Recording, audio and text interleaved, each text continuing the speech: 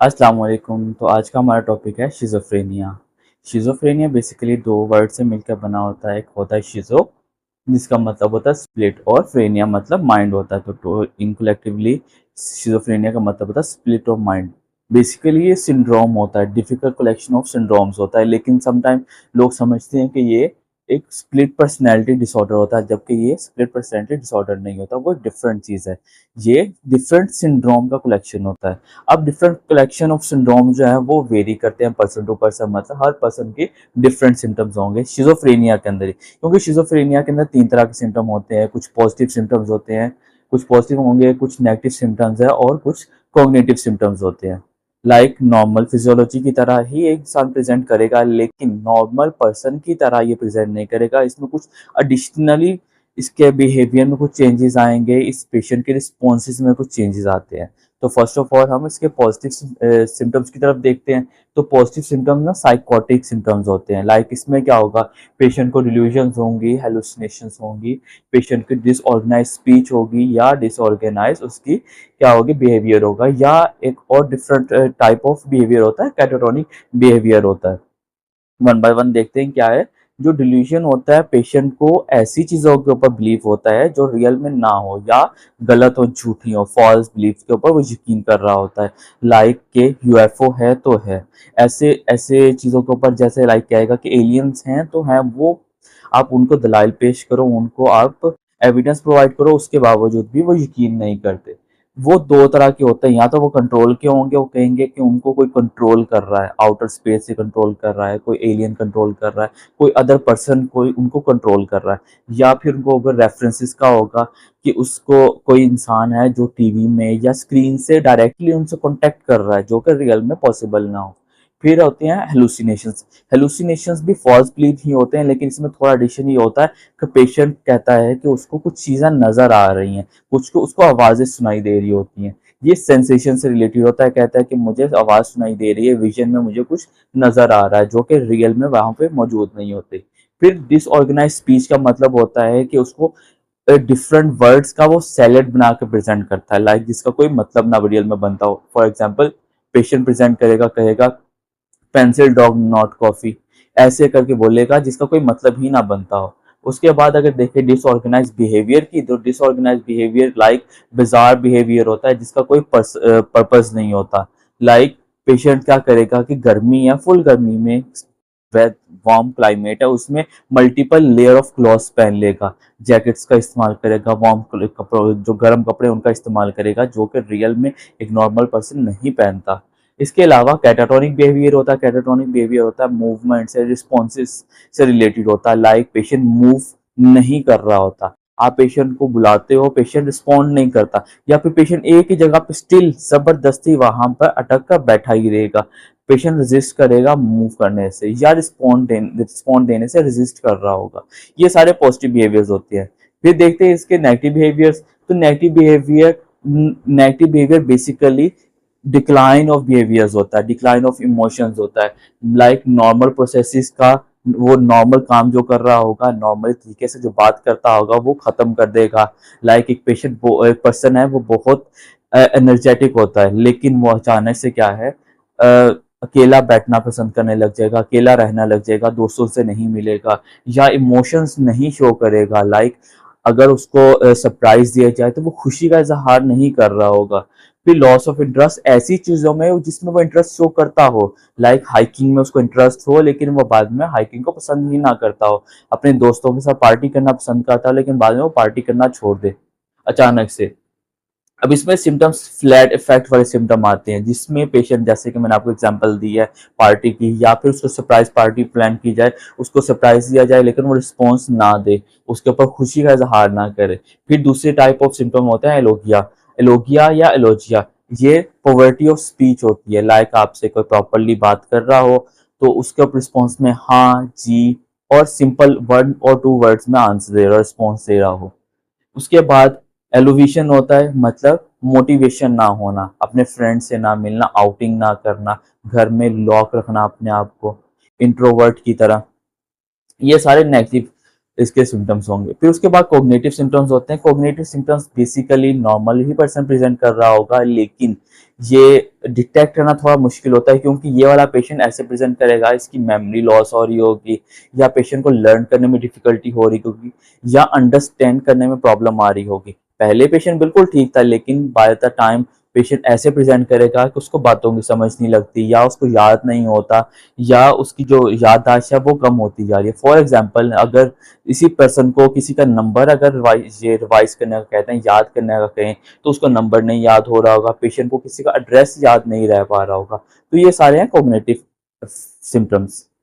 जो शिज़ोफ्रेनिया का पेशेंट हो, वो सारा दिन ना 3 फेज़ेज़ से गुज़र रहा होता है। पहली फ़ेज़ उसकी होती है प्रोड्रोमल फ़ेज़ होती है, फिर एक्टिव फ़ेज़ होती है, और उसके बाद फिर रेसिडुअल फ़ेज़ होती है, एंड देन ये साइकिल रिपीट होता है, फिर से प्रोड्रोमल फ़ेज़ में आ जाता है।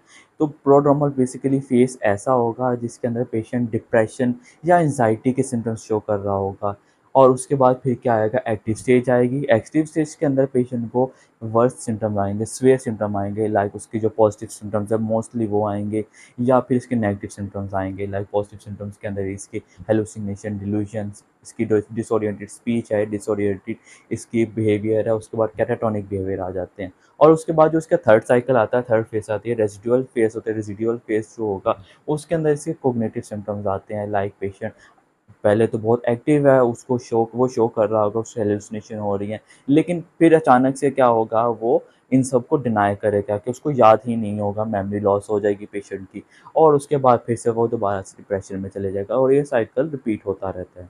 फिर डायग्नोस करने के लिए हम क्या करते हैं, डायग्नोस करने के लिए हमारे पास 3 चीज़ें होती हैं। पहला पहला स्टेप हमारे पास मोस्ट इम्पोर्टेंट ये है कि हमने उसके सिम्पटम्स देखने हैं, जो उसके पॉजिटिव सिम्पटम्स हैं या नेगेटिव सिम्पटम्स हैं और कॉग्निटिव सिम्पटम्स हैं। इनकी बेस पर हम डायग्नोसिस बनाते हैं।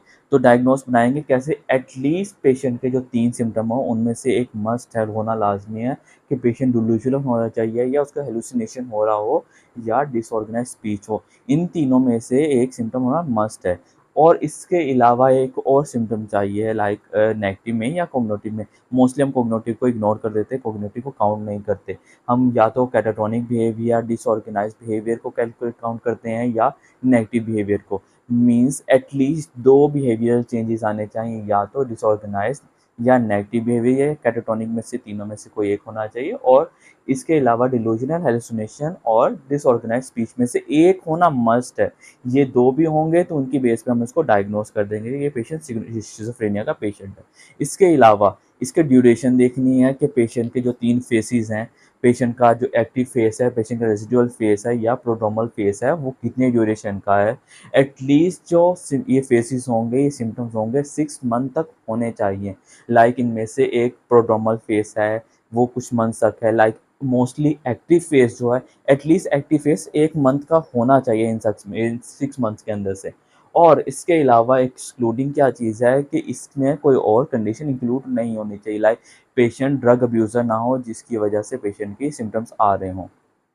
इसके बाद अगर इसकी कॉजेज़ की बात की जाए, तो इसकी कॉज़ तो अननोन है, अभी तक इसको पता नहीं है, क्योंकि जो इसके साइन एंड सिम्पटम्स होते हैं वो तो ना तो ह्यूमन्स में पाए जाते हैं नॉर्मली, और ना ही वो नॉर्मली एनिमल्स में, लाइक रैट्स के अंदर पाए जाते हैं। स्टडीज़ के अकॉर्डिंगली ये दोनों के सिम्पटम्स नहीं होती, लाइक इसके एडिशनल सिम्पटम्स होते हैं। तो एग्जैक्ट कॉज़ तो अननोन है, लेकिन इसके अलावा देखा गया था कि इसको जब एंटीसाइकोटिक, स्पेसिफिकली जब डोपामाइन रिसेप्टर ब्लॉकर्स दिए गए थे, लाइक एंटीसाइकोटिक मेडिकेशन दी गई थी, तो इसके कुछ सिम्पटम्स में बेहतरी आई थी। लाइक जो इसके डोपामाइन रिसेप्टर ब्लॉकर्स हैं, कुछ हद तक इफेक्टिव थे इसके अंदर शिज़ोफ्रेनिया के ट्रीटमेंट में। बट लेकिन बाद में ये भी देखा गया था कि ये हर पेशेंट के अंदर एप्लीकेबल नहीं है, हर पेशेंट के सिम्पटम्स को ये ट्रीट नहीं कर रहा होता। तो सस्पिशन थी कि मे भी पॉसिबल है कि ये dopamine D2 receptor blocker, D2 receptors के साथ लिंक्ड होगा। लेकिन इसके बाद फिर हमने देखा गया कि एक ड्रग है क्लोज़िपिन, जो हम इसके शिज़ोफ्रेनिया के ट्रीटमेंट में यूज़ कर रहे हैं, लेकिन वो एक वीक D2 रिसेप्टर ब्लॉकर था जो कि इफ़ेक्टिव था। तो ये चीज़ ये शो करती है, मे बी पॉसिबल है कि ये दूसरे एंजाइम्स, लाइक ये गाबा के साथ, या सेरोटोनिन के साथ, या नोरेपिनेफ्रिन के साथ लिंक्ड हो सकता है, लेकिन एग्जैक्टली हमें क्लियरली नहीं पता था। इसके बाद हमने क्या किया कि इसकी ट्विन स्टडीज़ करवाई, 2 ट्विन्स की स्टडीज़ की, उसके मुताबिक हमने देखा कि ये वेरी करता है, like genetically may be possible है कि ये पेशेंट में ट्रांसमिट हो, लेकिन इसके एग्जैक्टली जेनेटिक कोई ऐसी जीन जो है जो इस शिज़ोफ्रेनिया से लिंक्ड हो वो हमें नहीं मिली, इसका कोई एविडेंस नहीं मिला। फिर हमने देखा कि एनवायरमेंटल फैक्टर्स हैं वो भी इफेक्ट करते हैं, लाइक अगर न्यू नेट है, कोई बच्चा है प्रीनेटल एज के अंदर उसको कोई इन्फेक्शन होता है तो उसके साथ भी इसको शिज़ोफ्रेनिया का लिंक था, और या autoimmune disorder like celiac disease है उसके साथ पेशेंट को लिंक देखा गया था एनवायरमेंटल फैक्टर के साथ, लेकिन 100% श्योरिटी नहीं थी यहाँ पर भी। फिर उसके बाद हमने देखा कि मेल टू फीमेल रेशियो जो है वो स्लाइटली ज़्यादा थी, मेल्स में कॉमनली पाया जा रहा था मोर देन फीमेल। अब इसकी एक रीज़न ये भी हो सकती थी कि अगर तो डोपामाइन से रिलेटेड है और फीमेल में डोपामाइन को एस्ट्रोजन रेगुलेट करता है, इस वजह से में भी पॉसिबल है कि एस्ट्रोजन रिलेटेड हो, कि एस्ट्रोजन डोपामाइन को रेगुलेट कर रहा है तो इसलिए फीमेल्स के अंदर लेस लाइकली चांसेस हो एज कम्पेयर टू मेल्स। लेकिन फिर हमने ये भी देखा कि मेल्स के अंदर जो है मिड 20 के अंदर हो रहा है और फीमेल के अंदर लेट 20s में हो रहा है, तो ये एज रिलेटेड भी हो सकता था। और उसके बाद फिर हमने ये देखा कि फीमेल्स के अंदर इसके जो सिम्टम्स हैं, साइन एंड सिम्टम्स हैं, लेस सिवियर हैं एज कम्पेयर टू मेल। और फिर हमने ये भी देखा कि रेसिस के साथ लाइक ब्लैक या अमेरिकन के साथ लिंक देखा, तो इसमें कोई ऐसा रेशियल डिफरेंस नहीं देखा गया था। तो इसकी एग्जैक्टली कॉज हमें अभी तक नहीं पता। इसके बाद अगर इसके ट्रीटमेंट की बात की जाए तो ट्रीटमेंट, क्योंकि हमें इसकी एग्जैक्ट कॉज नहीं पता थी इसलिए हमें इसका एग्जैक्ट ट्रीटमेंट भी नहीं पता। बट हम क्या करते हैं, इसके एंटीसाइकोटिक मेडिकेशन मेनली जो D2 receptor dopamine receptor antagonist होंगे उनको इस्तेमाल करते हैं जो इफेक्टिव होते हैं। इसके अलावा हम दूसरे डिसाइपल्स लाइक मेडिसिन से, साइकोथेरेपी से और साइको फार्माकोलॉजी से इसकी हेल्प लेते हैं, लाइक हम इसको साइकोथेरेपी करते हैं, इसका हम काउंसलिंग करते हैं। और उसके साथ जो मेनली इस पेशेंट का ट्रीटमेंट है, जो इफेक्टिव है, ट्रीटमेंट इफेक्टिव है, वो मेडिकेशन ही होती है। मेडिकेशन में भी एंटी साइकोटिक मेडिकेशन होती है, लेकिन हम उसके साथ फिर अदर कंसिडरेशन भी देखते हैं कि वो एंटी साइकोटिक मेडिकेशंस के कुछ साइड इफेक्ट्स होते हैं, लाइक विड्रॉल साइड इफेक्ट्स होंगे, डिपेंडेंसी होगी, टॉलरेंस होगे और उसकी कॉस्ट वगैरह। ये सब कुछ कंसीडर करते हैं कि ये वाला पेशेंट इन सब को अफोर्ड कर सकता है, ये वाला पेशेंट टॉलरेट करेगा या नहीं करेगा। और उन ड्रग्स के कुछ कॉमन साइड इफ़ेक्ट्स भी होते हैं इसके अलावा।